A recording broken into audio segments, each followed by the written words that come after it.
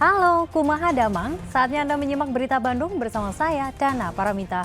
Sejumlah berita menarik akan kami sajikan untuk Anda dan berikut 3 berita utama hari ini. 1 unit minibus terlibat kecelakaan dengan truk bermuatan galon di ruas tol Cipali, tewaskan 1 orang.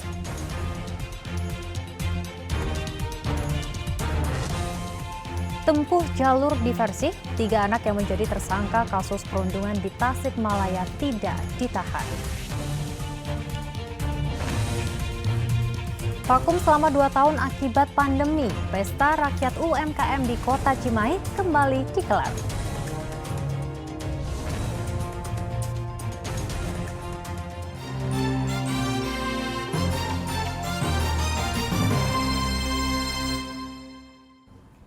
Informasi pertama untuk Anda, diduga akibat kebocoran gas, 9 unit kamar kontrakan ludes dilalap api di kawasan Katapang, Kabupaten Bandung.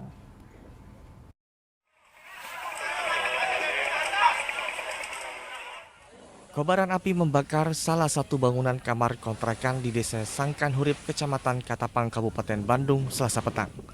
Sumber api berawal dari kamar kontrakan yang dihuni keluarga Asep, merembet ke kamar lainnya sehingga total 9 petak kamar kontrakan ludes dilalap api. Ada yang lari-lari, tolong, nah ada kebakaran ya, saya kemungkinan ada di pos, saya langsung ke sini yang ngebantuin banjir air ya. Tadi Bapak juga sempat ngevakuasi ibu? Iya, si ibunya, anaknya pengen ngambil HP itu, nggak tahu apa, masuk, saya diambil anaknya ya. 4 unit mobil pemadam kebakaran Kabupaten Bandung yang tiba di lokasi sempat kesulitan mendapatkan sumber air. Namun setelah 1 jam api berhasil dipadamkan, sumber api diduga berasal dari kebocoran gas saat kompor menyala ditinggalkan salah satu penghuni kontrakan. Untuk sementara kita bisa atasi dengan kondisi air juga agak lumayan kekeringan.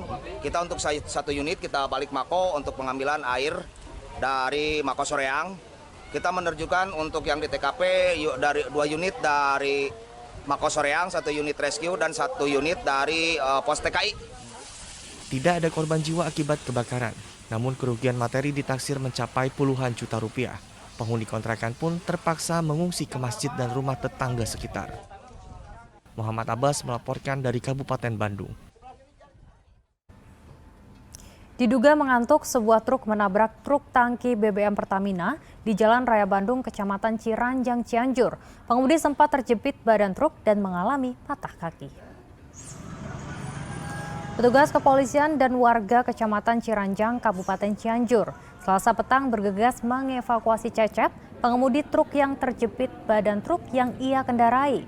Warga berupaya membongkar pintu truk dan menarik badan truk yang menjepit kaki Cecep.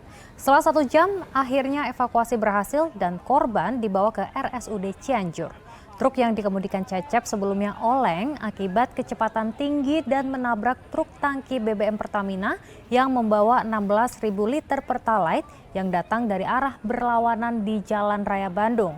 Akibat kecelakaan ini, 16.000 liter BBM Pertalite tertahan pendistribusiannya ke SPBU Cikalong Kulon, Cianjur.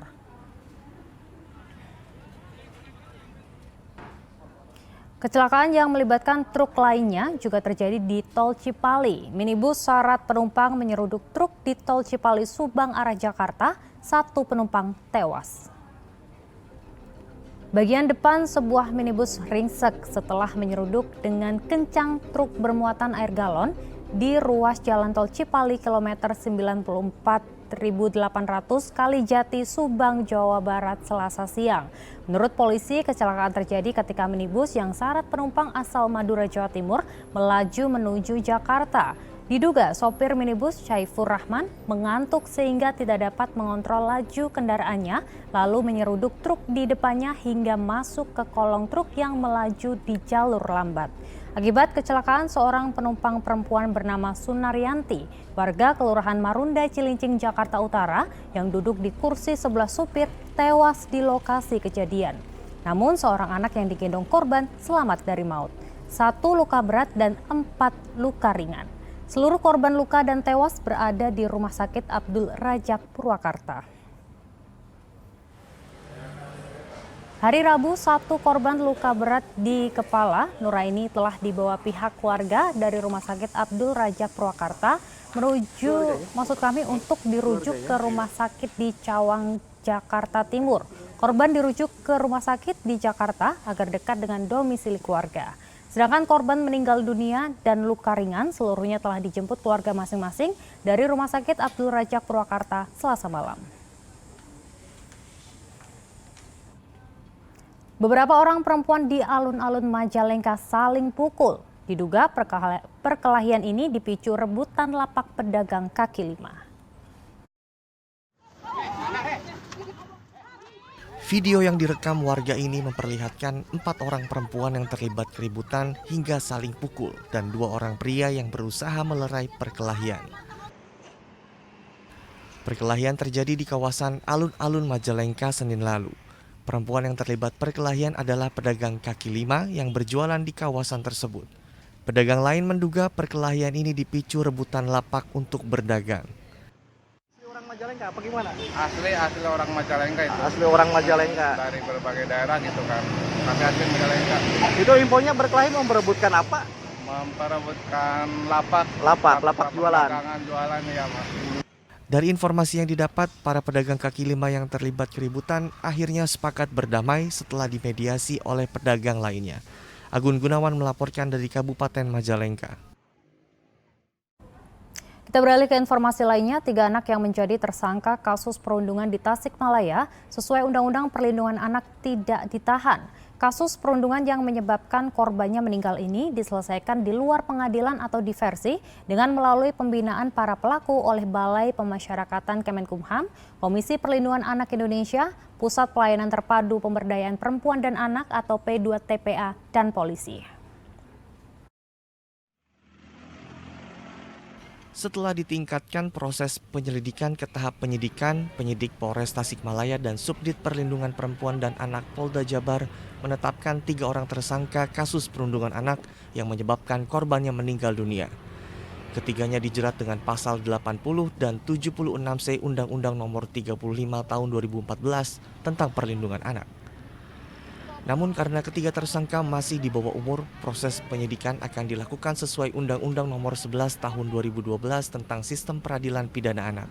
Ini dilakukan dengan cara diversi. Untuk penanganan diversinya, kita sudah melakukan koordinasi dengan pihak Bapas untuk dilakukan koordinasi dan juga komunikasi untuk mekanisme pengawasannya. Untuk sementara kesimpulannya diversi dilakukan dengan dikembalikan kepada keluarga atau orang tuanya dengan pengawasan dari Bapas. Ketiga anak yang menjadi tersangka tidak ditahan dan dikembalikan kepada orang tuanya.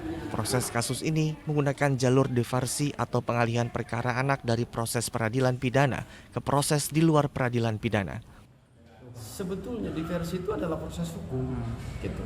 Diversi itu adalah jawaban Bukan islah. gitu. Jadi bukan islah, gitu.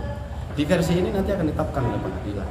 Gitu. Jadi mengacu pada Undang-Undang SPPA bahwa tuntutan di bawah 7 tahun maka dapat dilaksanakan diversi dengan beberapa ketentuan dan unsur-unsur tertentu. Berarti ini ancamannya 7 tahun ya sebenarnya? Ancamannya di bawah 7 tahun. 7 tahun. Ketiga anak yang menjadi tersangka itu setelah dikembalikan kepada orang tuanya akan dipantau dan dibina selama 3 bulan oleh Balai Permasyarakatan Garut dan didampingi oleh Komisi Perlindungan Anak Indonesia Daerah Tasikmalaya, Pusat Pelayanan Terpadu Pemberdayaan Perempuan dan Anak, P2TPA, dan polisi. Kita khusus mendampingi anak pelaku. Tugas PK sendiri mempunyai tugas membuat penelitian kemasyarakatan, pendampingan, pengawasan, serta pembimbingan bagi anak berhadapan dengan hukum. Sesuai dengan hasil penelitian kemasyarakatan, petugas kami di lapangan, sesuai dengan hasil asesmen, kami memberikan saran dan rekomendasi untuk pelaksanaan diversi ini. Anak dikembalikan ke orang tua dengan pengawasan pihak Bapak selama 3 bulan.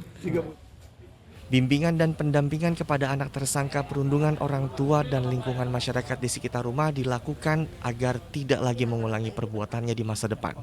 Tugasnya TP2 adalah pembinaan, lebih ke pembinaan ke arah, dan itu target memang kita akan membina anak itu dalam 3 bulan, bukan hanya anak tapi orang tua, masyarakat, dan juga semua yang ada di kampung tersebut. Proses bimbingan dan pendampingan nantinya akan dievaluasi hasilnya. Jika pelaku sulit dibina dan mengulangi perbuatannya, maka proses hukum hingga ke pengadilan akan dilanjutkan. Muhammad Rizal dan Eko Setiabudi melaporkan dari Kota Bandung dan Kabupaten Tasikmalaya.